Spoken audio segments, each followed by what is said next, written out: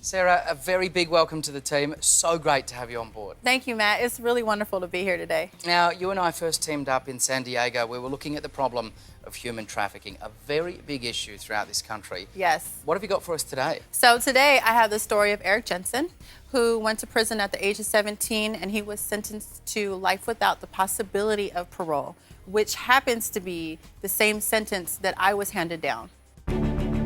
16-year-old Nathan Ibanez is in a blackout rage, beating a woman with a fireplace poker. The victim, his very own mother, Julie. In the middle of the mayhem, Nathan's best friend, Erik Jensen, walks through the front door. He went over that night to look after for his friend because he was very afraid that something horrific was going on in the house because of this history of abuse. Erik is in shock and races to Nathan's bedroom to escape the horror. When Erik walks back out, Nathan puts plastic over his mother's head and chokes the life out of her bloody body. Erik never raised a hand to Nathan's mother, but he now sits in prison, sentenced to life without parole. He was faced the same charges and the same penalties as if he had actually killed the victim himself. We didn't understand it. Still don't to this day. Erik Jensen, a freckled-faced kid, born into wealth and the unconditional love of his mom and dad. What was Erik like as a boy? Well, he was very bright and precocious at an early age.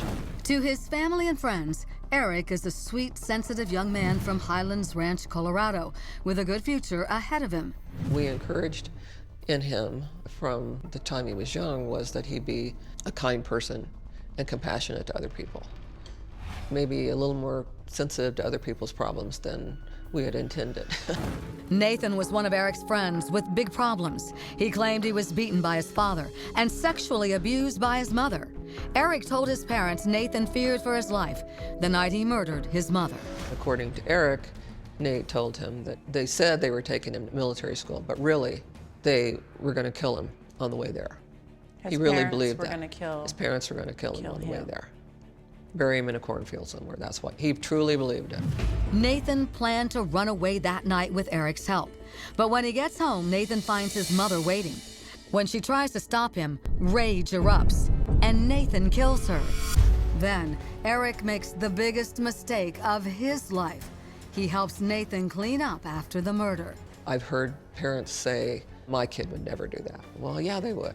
If their friends are there, if the peer pressure is there, your kids do things you would not believe they would do.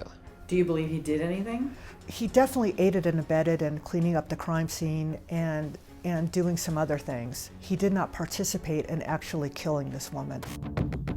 At his trial, Nathan gets life without parole for murder in the first degree. Erik and his family expect serious consequences for his involvement in the crime, but they have no idea what is coming. Guilty of first-degree murder. And the feeling was, this is impossible. This can't be happening. The prosecution agreed that Erik had not been the one that killed Julie, which is why we were all shocked at the end. I know what Erik is feeling on so many levels. Yes, I'm sure you do. And I'm glad, really glad that you're not there anymore. Thank you. Me too. Well, we gotta continue to raise awareness so that people know that this is not okay to do to children. Yeah. You know? Thank you for sharing that with me. And even Erik himself was happy to take a call. Do you understand, like, Erik, why you helped clean up? I mean, at the time, I really just didn't want him to go to jail. Well, and if I have to help, then I will.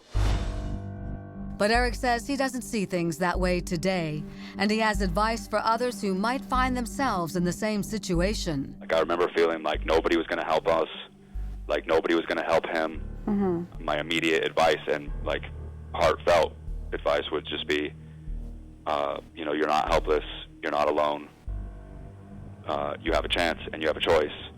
And even though it doesn't feel like that, because when you're this age, everything feels like there's no way out.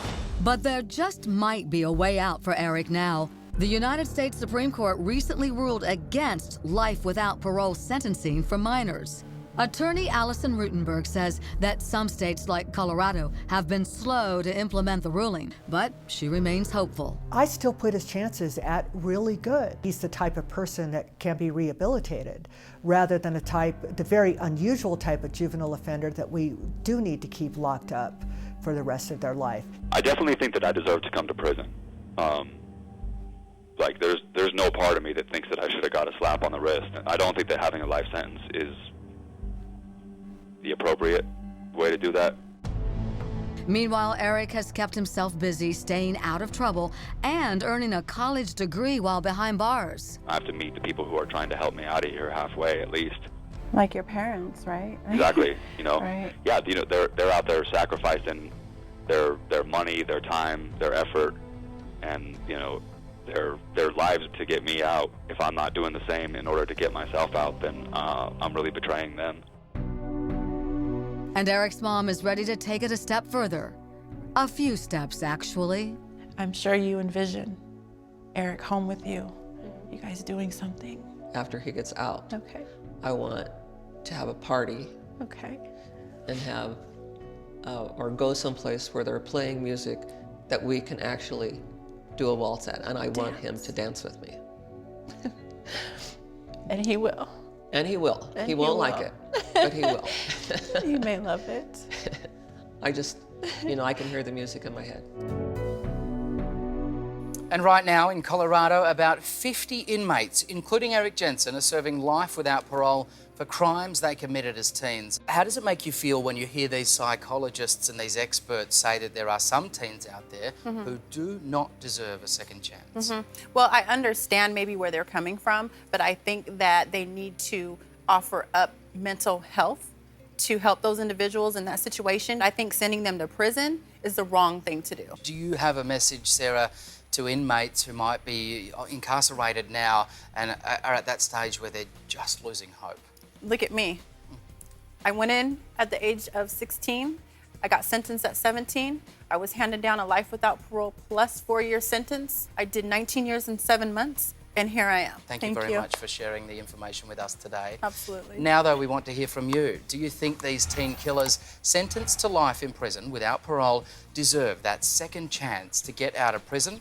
You can sound off right now at our Facebook page.